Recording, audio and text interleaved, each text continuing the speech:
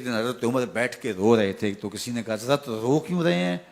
فرمایا کہ میں اس لیے رو رہا ہوں کہ فلاں پل سے بکریاں گزری ہیں، تو پل کے اندر شکستگی تھی، ٹوٹا ہوا تھا پل درمیان میں کچھ، اس میں ایک بکری کی ٹانگ ٹوٹ گئی ہے، تو میں ڈرتا ہوں کہ میرا رب یہ نہ پوچھے کہ عمر تو نے پل صحیح تعمیر نہیں کروائے تھے کہ ایک بکری کی ٹانگ کیوں ٹوٹی ہے۔ یہ ہیں حضرت عمر رضی اللہ تعالی عنہ۔ اللہ اکبر۔ تو اللہ تعالیٰ جل شانہ نے حضرت سیدنا عمر بن خطاب رضی اللہ تعالیٰ عنہ سے جو کام لیا، مختصر دور خلافت کے اندر 10 سال 6 ماہ 4 دن آپ نے خلافت فرمائی ہے، لیکن کہاں سے چلے اور یہاں مکران تک، بلوچستان کا حصہ ہے، یہاں تک آپ کے سلطنت کی حدود وسیع ہوئی، ادھر آرمینیا تک جا پہنچے، حمص فتح کیا، قادسیہ، یرموک۔ آپ ذرا دیکھیے کہ کہاں تک آپ کی فوجوں کے گھوڑے دوڑتے رہے، اور اللہ تعالیٰ جل شانہ نے ان کو جو توانائی، عدل و انصاف کی قوت عطا فرمائی۔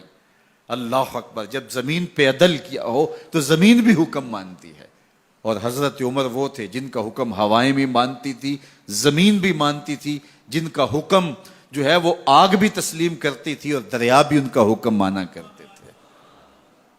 مصر کے اندر یہ رسمیں بد جاری تھی کہ سال کے بعد ایک دو شیزہ کو زیورات پہنا کے اچھے لباس میں ملبوس کر کے دریا کی بھینٹ چڑھایا جاتا، اس کی قربانی دی جاتی، اس کا خون بہتا تو دریا چلتا۔ جب مسلمانوں نے مصر فتح کیا تو گورنر نے لکھا کہ اسلام تو اس طرح کی رسوم کی اجازت نہیں دیتا، لیکن خشک سالی ہے، لوگوں کی فصلیں ویران پڑی ہیں، تو حضرت کیا کیا جائے؟ تو حضرت عمر رضی اللہ تعالیٰ عنہ کاغذ کے ٹکڑے پہ لکھتے ہیں بسم اللہ الرحمن الرحیم۔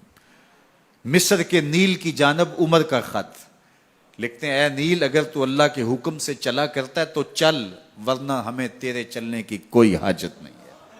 اور قاصد کو کہا یہ خط لے جاؤ اور جا کے دریائے نیل میں پھینک دو۔ قاصد جا کے خط دریائے نیل میں پھینک دیتا ہے، پانی آتا ہے، ایسا دریائے نیل چلا 14 صدیاں ہوئی ہیں آج تک کبھی بند ہی نہیں ہوا ہے۔ دریا حکم مانتے ہیں، آگ نکلتی ہے۔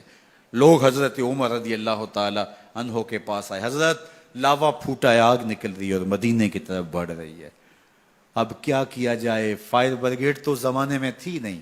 عمر نے اپنی قمیض اتاری، جس قمیض پہ 17 پیوند لگے ہوئے تھے چمڑے کے، کہا یہ قمیض لے جاؤ، جدھر آگ بڑھ رہی ہے آگے ڈھالنا، آگ پیچھے بھاگ جائے گی۔ زلزلہ آتا ہے تو زمین پہ دھرا مارتے ہیں، زمین رک جا، کیا عمر نے تیری چھاتی پہ عدل نہیں کیا ہے؟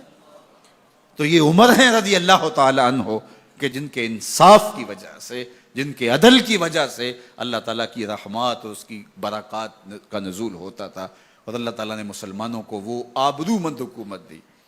کائنات کی تاریخ کے اندر ایسی حکومت آپ نے نہیں دیکھی ہوگی جو حضرت عمر نے حکومت کی ہے۔ اللہ اکبر۔ فرمایا فرات کے کنارے پہ ایک کتا بھی پیاسا مر گیا تو اس کا حساب بھی عمر سے ہوگا۔ باہر سے سفیر آتا ہے اور آ کے پوچھتا ہے کہ میں امیر المومنین کے، مسلمانوں کے حکمران کے محل میں جانا ہے، تو وہ مسکرا کے کہتے ہیں ہمارے امیر کا تو کوئی محل نہیں ہے۔ کہا کہاں ہے تمہارا امیر؟ کہا مسجد نبوی میں ہوگا یا بیت المال کی اونٹوں کی دیکھ بھال میں لگا ہوگا۔ وہ جب گئے تو مسجد میں نہیں ہے، اللہ اکبر، وہاں گئے تو وہاں بھی نہیں ہے۔ پھر کیا دیکھتے ہیں کہ عمر رضی اللہ تعالی عنہ جنت البقیع کے پاس ایک درخت کے نیچے اینٹ کا سرانہ رکھ کے سوئے ہوئے ہیں۔ تو اس نے کہا عمر تو نے عدل کیا ہے، تجھے کچی اینٹ پہ بھی نیند آ گئی۔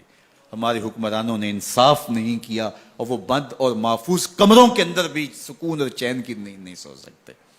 حضرت سیدنا عمر رضی اللہ تعالیٰ عنہ نے اس طرح ان امور سلطنت نبھائے۔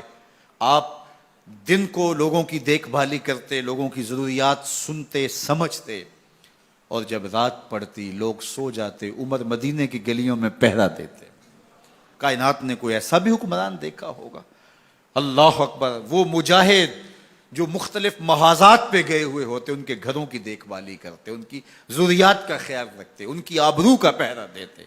راتوں کی تنہائیوں کے اندر حضرت عمر اٹھتے اور جا کے گشت کرتے، چکر لگاتے، دیکھتے کوئی آنکھ پر نم نہ ہو، مفلسی کا کسی گھر میں ماتم نہ ہو۔